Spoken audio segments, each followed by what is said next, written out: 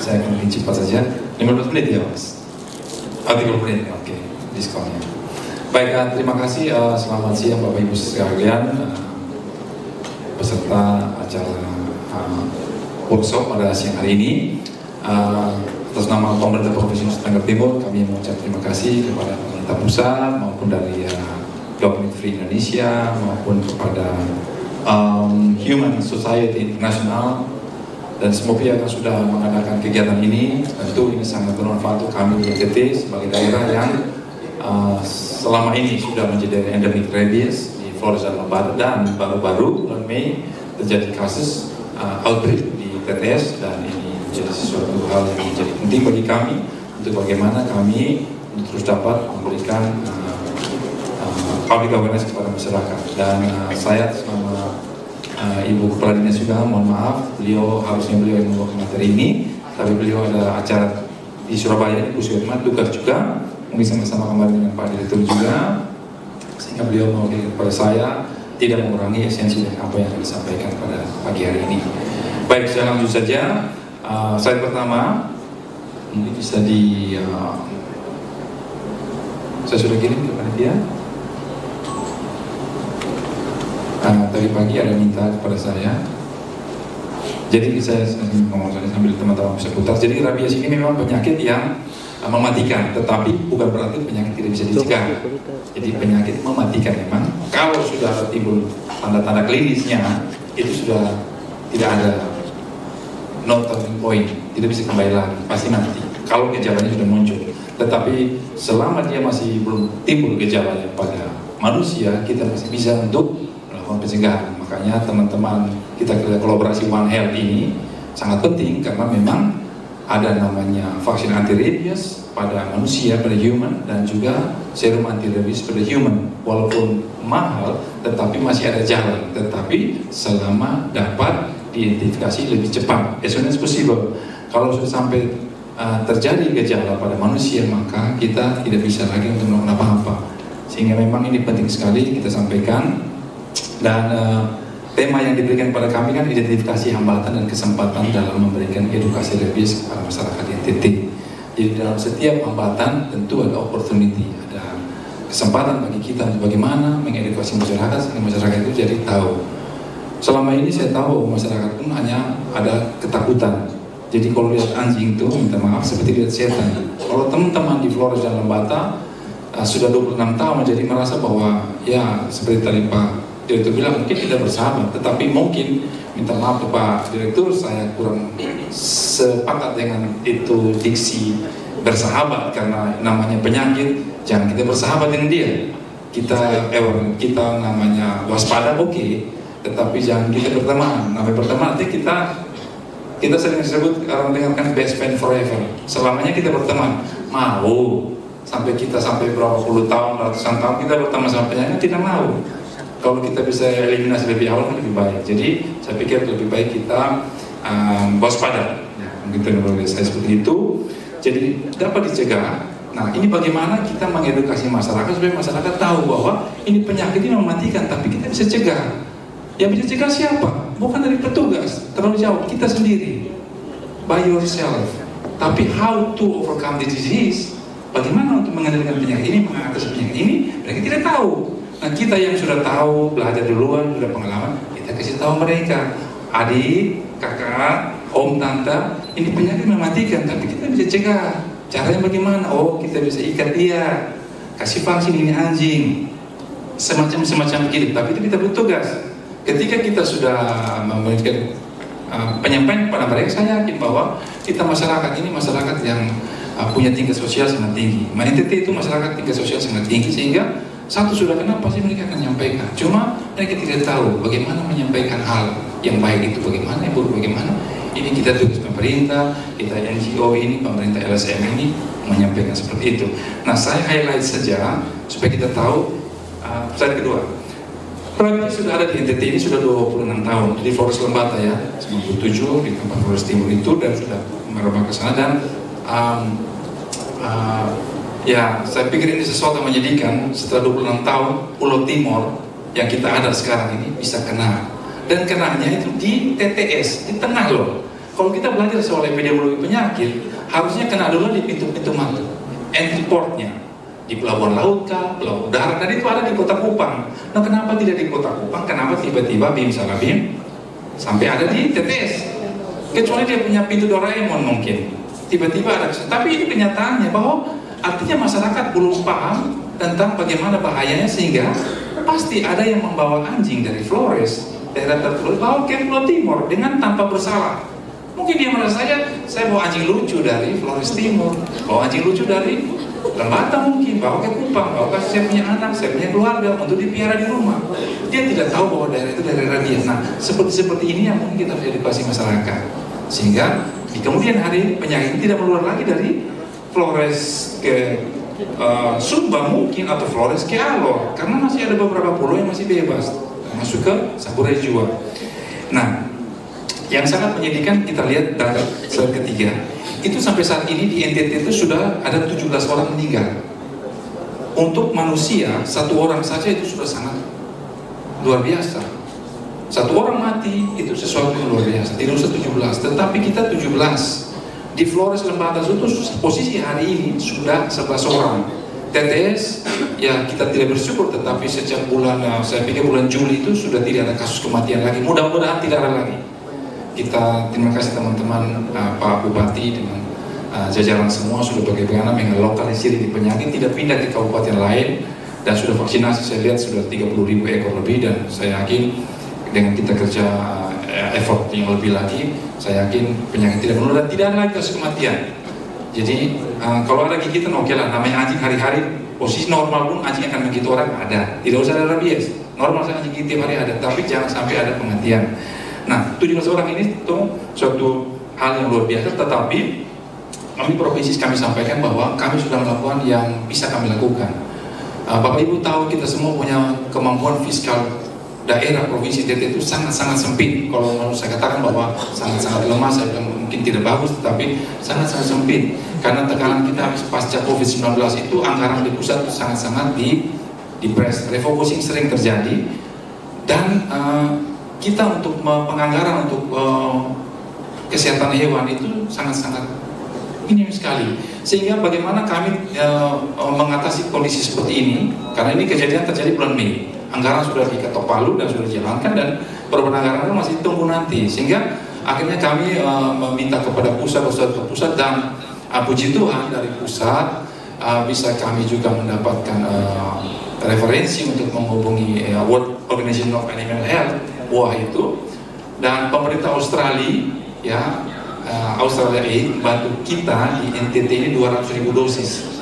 Nah, saya kemarin bisa ketemu, saya ke Australia itu bisa ketemu sama teman-teman dari DFID, Department of Foreign Trade and Trade, itu mereka yang kasih bantuan kita 200.000 dosis. Tetapi 200.000 dosis vaksin itu rabies tanpa operasional. Nah, sehingga saya memang meminta kepada teman-teman kita semua, kita lagi posisi tidak punya uang, teman-teman dari pusat, dari luar negeri sudah bantu kita dengan vaksin. Ini paling tidak murah, mahal, tapi sampai ada. Nah, kita baku bantu sudah. Kita baku bantu bagaimana pun caranya, kita usahakan supaya 200.000 dosis ini bisa tereksekusi dalam waktu 4 bulan ini, karena mereka kasih kita dalam waktunya tidak panjang. Dia mau melihat bahwa kita serius atau tidak. Karena ini kalau kita tidak serius, maka sampai akhir Desember pun 200.000 dosis tidak akan tereksekusi. Karena vaksin ada, tetapi harus sampai ke tubuhnya anjing. Nah, itu siapa yang menyampaikan ke tubuh anjing? Kita ini, petugas peternakan. Maka saya memberikan semangat kepada kita, encourage kita semua bahwa ayo kita bisa. Jangan pikir uang lagi, jangan pikir operasional, karena ini kita punya pengabdian kita sebagai dokter hewan, pengabdian kita sebagai petugas peternakan. Kita tunjukkan bahwa tanpa uang pun kita mau, karena ini menyangkut nyawa manusia. Jadi mari kita sama-sama untuk, nah, salah satu yang kita bisa lakukan adalah bagaimana memberikan penyadaran kepada masyarakat, public awareness. Karena dengan masyarakat sudah punya pemahaman tentang ini saja sudah sangat membantu. Kenapa saya bilang begini? Pertama, paling bagus itu kalau divaksin, oke. Tetapi 200.000 dosis vaksin ini akan sampai kepada pantatnya anjing itu, tubuhnya anjing itu, kalau ada petugas bagi suntik. Kalau petugas yang operasional tidak ada, agak susah. Nah, cara satu yang lain adalah bagaimana masyarakat mengikat anjing. Jangan biarkan anjing itu berkeliaran di sekitar rumah. Karena kalau anjing kena rabies dan dia diikat, dia akan mati dalam posisi kena rabies dan dia tidak menggigit siapa-siapa. Anjing kalau kena rabies pasti mati, tetapi mati dalam posisi terikat. Dia tidak menularkan kepada yang lain. Nah, seperti ini yang harus diserahkan masyarakat, karena kita tahu bersama bahwa kita di NTT ini cara pemeliharaan kita adalah free roaming, lepas liarkan saja. Kita punya anjing, tapi kita bilang Tuhan Allah yang kasih makan. Dia cari makan sendiri. Dia baru menjadi milik kita kalau ada orang tabrak dia. Nah, di jalan dia tabrak, saya punya anjing, bayar 500.000. Tetapi selama dia tidak dikasih tabrak orang atau dia tidak lagi akui, apalagi kalau digigit orang. Oh, bukan saya punya anjing, mirip-mirip saja. Tapi bukan saya punya anjing. Nah, itu tipikal kita NTT gitu. Kan saya ini juga termasuk seperti itu. Jadi saya seperti tobat saya sekarang. Tidak, just kidding. Jadi maksudnya begitu. Jadi bahwa kita bisa memberikan penyadaran kepada masyarakat seperti itu, sehingga masyarakat bantulah dengan kita petugas, karena kami petugas terbatas. Tolong anjing itu diikat, ya jangan sampai dia berkeliaran. Kalau petugas datang tolong dikasih, karena nanti saya kasih tahu sebentar di belakang beberapa hambatan kami di lapangan seperti apa. Ada yang penolakan, nah, saya tidak mau saya punya anjing. Nanti kalau sudah divaksin, anjing tidak galak lagi. Kan tugasnya dia jaga saya kebun. Kalau dia tidak menggonggong lagi, bagaimana? Bapak yang mau menggonggong. Seperti itu. Jadi maksudnya kita harus disampaikan. Nah, untuk soal regulasi, itu slide ke berapa? Slide ke lanjut terus. Nah, ini bantuan vaksin sudah cukup untuk Timor. Saya sudah cukup. Nah, saya minta maaf. Saya kemarin sudah ketemu sama dari orangnya di Fed itu, Departemen Luar Negeri Amerika, Australia itu.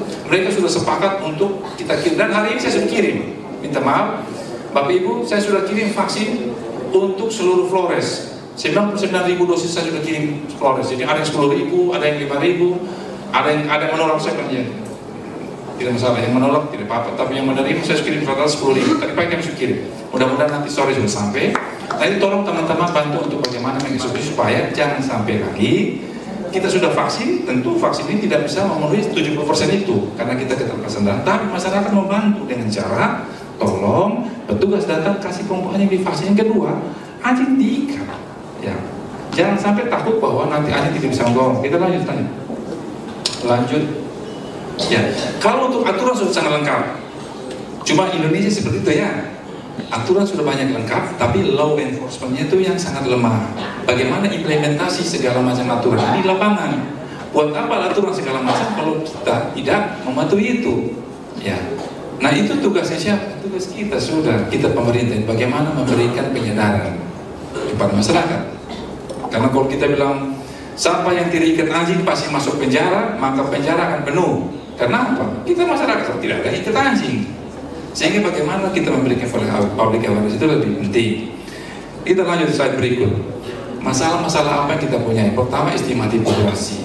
Ya, seperti Pak Direktur tadi bilang bahwa populasi kita anjing kita tidak tahu. Kalau populasi sapi kita tahu, karena kita data. Sensus ternak setiap tahun itu ada sensus sapi, sensus babi, ayam ada. Tapi tidak ada sensus anjing, karena anjing bukan hewan produksi. Maka itu sekarang saya menyambut gayung dari teman-teman dari Dog Meat Free Indonesia, bahwa memang anjing itu bukan hewan konsumsi. Masih banyak pilihan konsumsi daging yang lain. Bahkan kuda pun bukan hewan konsumsi, karena teman-teman di Jeneponto pun makan daging kuda. Nah, seperti itu. Jadi kita mau sampaikan bahwa itu hewan-hewan seperti itu sebenarnya tidak perlu dikonsumsi. Nah, masalah di kita sekarang estimatif, saya kembali ke estimatif populasi itu, kita tidak pernah punya estimatif populasi yang mendekati kenyataan, dengan realitasnya. Sehingga data-data yang ada seperti itu bahwa kita punya hewan anjing ini bukan hewan konsumsi, yang tidak pernah didata. Sehingga sekarang kami mau tentukan bahwa kami harus sedia berapa banyak vaksin, karena minimal untuk terbentuknya herd immunity, kekebalan kelompok itu sama seperti COVID juga, 70% populasi harus divaksin. Nah, sekarang masalahnya kita anjing ada berapa? 70.000? 80.000. Kalau kita punya ada 100.000, oke, kita hitung 70% dari 100.000, 70.000. Ya, kami harus sedia vaksin 70.000 dosis. Tetapi kalau kita tidak tahu jumlah kita punya populasinya, kita menganggap bahwa kita punya populasi 70.000. Artinya bahwa kalau hanya 70% populasi artinya 49.000 dosis itu cukup. Tapi ternyata ketika kita menganggap bahwa 49.000 dosis 70%, ternyata di lapangan itu baru 30%, karena kita anjing mungkin 100.000. Nah ini akan menyulitkan. Nah kami minta juga teman-teman di lapangan, ketika melakukan sekarang pendataan ternak, sapi, yang ada dananya itu turun ke lapangan, tolong bantu tanya lagi, paling tidak dia errornya 5%, 10% itu oke lah, daripada errornya 30% dia jauh aman. Nah, itu membantu kami untuk menentukan berapa banyak vaksin yang kami sediakan, berapa banyak operasional kami sediakan. Yang kedua, itu sebetulnya kita punya anggaran sangat-sangat kecil. Ya itu realitas kita. NTT ini daerah, saya belum tidak katakan bahwa daerah miskin, tidak, kita kaya, tetapi memang penganggaran di pusat itu masih tidak berpihak ke kita. Karena kita nih daerah kepulauan, harusnya penganggarannya berdasarkan kita punya wilayah archipelago ini kepulauan. Tapi kalau penganggaran pusat sekarang kan masih berdasarkan populasi manusia. Otomatis pasti di Pulau Jawa anggarannya lebih besar dibanding kita luas seperti ini, tapi penduduknya hanya 5 juta. Dibandingkan Jawa Timur 33 juta, dikali dengan, jadi dia dapat APB dana daunnya besar sekali, kita kecil. Tapi kita tidak perlu ingat itu, karena memang sesuatu ini kenyataan seperti itu. Tapi kita berayakan apa yang kita bisa, memulai dari sesuatu yang kita bisa daripada kita mengeluh apa yang kita tidak punya. Kerjasama kita sudah lakukan dengan Dinas Kesehatan. Terima kasih teman-teman kesehatan, sangat membantu kami untuk pasca gigitan. Karena kalau kita vaksinasi kurang, otomatis pasti gigitan banyak. Nah gigitan positif ini banyak, mau tidak mau teman-teman dari Dinas Kesehatan kesulitan menyediakan VAR. VAR tidak terlalu mahal, tetapi susah itu SAR, serum anti-rabies untuk kasus-kasus gigitan leher ke atas itu sangat banyak. Saya lihat di TTS saja sudah kasusnya mungkin sekitar mungkin sampai hampir 300 mungkin ada kasus gigitan yang sangat perlu berikan SAR. Nah SAR itu satu orang saja tergigit kalau leher ke atas itu uang yang dikeluarkan sampai vaksin itu sekitar 6 juta rupiah. Nah, lebih murah sebenarnya beli vaksin pada anjing, tetapi kenyataannya kita tidak punya dana untuk itu. Oke. Itu sudah. Nah, yang saya mau sampaikan bahwa masyarakat belum terlibat sepenuhnya dalam program penanggulangan rabies. Nah, ini yang kita mau sampaikan nanti kita ngapain. Kita harus bikin kesepakatan sekarang, kita pulang dari sini kita mau ngapain dengan kita masyarakat. Ya. Salah satu slide berikut, ini beberapa hoax yang terjadi di masyarakat yang membuat kesulitan kita sekali untuk bagaimana mengeksekusi vaksinasi rabies. Pertama, anjing akan mati setelah divaksin rabies. Ini banyak rumor begitu. Tidak mau divaksin, kenapa? Nanti kalau habis vaksin anjing mati. Ya. Yang kedua, nanti habis vaksin anjing tidak galak lagi. Anjing kan jaga kebun. Kalau anjing tidak dihabis itu dia langsung bisu. Dia ngomong pakai bahasa isyarat. Tidak bisa, harus ada suara. Nah ini hoax seperti ini yang kita harus sampaikan benar-benar tidak betul itu. Kalau ada kasus seperti itu, ya itu kasuistis, kita jadikan generalisasi seperti itu. Lalu tidak perlu tata laksana kasus gigitan. Kalau tergigit anjing tidak usah, kita buat anjing sendiri kok. Ini anjing hari-hari di rumah, dari kecil sudah didikan kita punya anak. Jadi kalau dia gigit itu cuci tangan saja atau tidak apa. Malah kita di NTT ada satu ya Mbak Davina, kita punya di NTT satu, saya masih kecil gini, kalau anjing kita kaki luka, kasih jilat anjing saja, nanti sembuh. Betul, saya masih kecil, saya punya bapak bilang begitu, kalau kamu kaki luka, kasih kamu kaki luka, ini kasih anjing jilat-jilat, pasti sembuh, dan betul sembuh. Sekarang, siapa mau gila? Siapa mau gila? Lihat anjing saya lihat setan. Biar dia jalan sama cewek cantik, tapi dia pegang anjing di sebelah, kita lihat ceweknya kayak setan juga. Kan kita takut ini anjing sudah divaksin atau tidak. Ya, itu kesalahan kita di sekarang. Sehingga ini kita jelaskan pada mereka bahwa tidak perlu takut sebenarnya. Ya. Tetapi harus hati-hati sekarang. Kita tidak perlu, minta maaf saya ulang lagi Pak Direktur, baru lagi merokok, beliau tidak dengar saya. Jangan kita jadikan penyakit jadi sahabat, tidak. Waspada ya. Karena kalau masyarakat dia bilang, adek kita bersahabat sama rabies, dia bilang, oh rabies datang, mari datang sudah. Nah, jangan begitu. Maksudnya kita tetap waspada. Jadi banyak kasus kejadian kematian di TTS itu dari 6 orang itu 5 orang anak kecil. Dari 6 orang itu 5 orang anak kecil. Kenapa? Karena mereka yang paling muda dekat dengan anjing. Anak kecil paling senang main sama anjing. Apalagi anjing sendiri. Dia kalau saya anjing sendiri kok. Tidak mungkin kena rabies. Nah ini kita sampaikan kok. Tidak mungkin. Tidak ada tidak mungkin. karena rabies itu bisa kena anjing umur 2-3 minggu saja bisa kena, apalagi anjing sudah besar. Lalu ya, rabies itu penyakit guna-guna, ya, saya bilang ya saat ini saya rasa teman-teman sudah mengerti tidak lagi, tetapi yang tadi itu. Nah, saran saya itu kita perlu penganggaran. Sekarang mungkin agak susah ya, saya dengar kemarin ada Pak Bupati juga bilang bahwa kita perlu penganggaran dengan DPR deadlock, tidak dapat sepakat karena DPR punya hak budgeting. Jadi untuk penganggaran ketok palu kan antara pemerintah usulkan dengan DPR ketok palu, sepakat bahwa mau pakai ini anggaran untuk penanggulangan rabies, baru bisa uangnya dipakai. Kalau tidak bisa. Tetapi ya mungkin Pak Bupati dong bisa pakai pergub saja kok main kekerasan begitu, karena ini penting. Kalau kita harap mau dari pakai perubahan anggaran saja ketuk palu sama DPR nanti lama, karena seperti itu. Kalau anggota DPR itu lebih senang kalau bagi-bagi sapi, bagi-bagi babi, bagi-bagi kambing, itu mereka senang langsung ketuk palu, ya setuju. Tapi kalau untuk anggaran, untuk penganggaran untuk pencegahan rabies, tidak perlu mati orang saja kan. Saya begitulah kejadiannya. Nah, kolaborasi berbagai sektor kita sudah lakukan. Terima kasih pemerintah pusat, saya terima kasih teman-teman Kismafed sudah bantu Kasira di TTS, itu sangat membantu. Dan saya mau sampaikan begini, kami tanggal 26 September sampai 3 Oktober ini, kami akan melakukan KY, komunikasi, informasi, edukasi di sekolah-sekolah, ada 13 sekolah di Kota Kupang, TTS, Belu, SPD, dan Mabar. Targetnya 1.300 siswa di yang kelas 4 sampai 6 SD. Itu kerjasama dengan teman-teman Kismafed Pusat dan juga dari AIHSP, Australia Indonesia Health Security Partnership. Kebetulan ada pemerintah Australia membantu kita, selain vaksin tadi, dia juga membantu bagaimana untuk public awareness-nya, dan juga capacity building untuk petugasnya.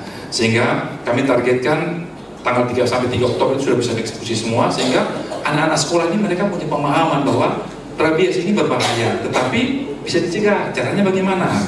Terima kasih tadi teman-teman dari Dog Meat Free Indonesia sudah bagi ke saya juga, saya sudah baca sebagian. Itu sangat bagus sekali, semacam buku kecil saja untuk anak-anak baca, tapi itu edukasinya bagus sekali. Dan itu nanti akan kami replikasi. Izinnya kalau ada dia punya soft kopinya, atau ya kalau ada hard copy banyak ya syukur kepada Tuhan. Tapi kalau tidak punya soft copy, hard copy tidak banyak, kasih kami soft copy saja supaya kami share saja. Itu bagus karena anak-anak suka membaca. Saya suka membaca, apalagi anak-anak ada gambar-gambarnya. Nah itu memang edukasi mereka bahwa bagaimana caranya untuk mencegah supaya tidak terjadi penularan. Dan mereka pun bisa ngomong, mereka punya papa, ingat papa kalau kena gigi itu cuci tangan. Anak gigi kadang-kadang suka begitu, dia sudah dengar apa dia akan ngomong, dia punya papa, dia punya papa. Anjing ini saya sudah sekarang gigit anjing sudah biasa, tidak makan mati. Jangan. Dulu belum ada rabies, kalau sekarang sudah ada rabies. Saya ingat waktu pertama kali saya dampingi Pak Gubernur ke TTS, kita mau namanya pertama launching vaksinasi. Pak Gubernur bilang gini, tidak usah pakai itu berangus di mulut anjing, saya tidak akan mati karena rabies. Tidak Pak Gubernur, pakai. Kenapa? Kalau Pak Gubernur kena gigit, terjadi apa-apa, yang mati di luar, saya di luar. Karena saya yang orang mengerti teknis. Bagaimana kau bisa biar kau Gubernur pergi vaksin anjing tanpa ada perlindungan? Nah seperti itu kita sampaikan. Jadi sudah kakak? Sudah kan? Oh sudah. Nah, jadi itu sudah saya sampaikan bahwa memang penyakit rabies itu adalah penyakit yang mematikan. Kita bisa mati dengan cara apa saja, tetapi jangan mati karena rabies. Sebab rabies itu penyakit yang mematikan, tetapi bisa kita cegah. Setuju ya? Nah kita kerja sama-sama. Terima kasih, kembalikan.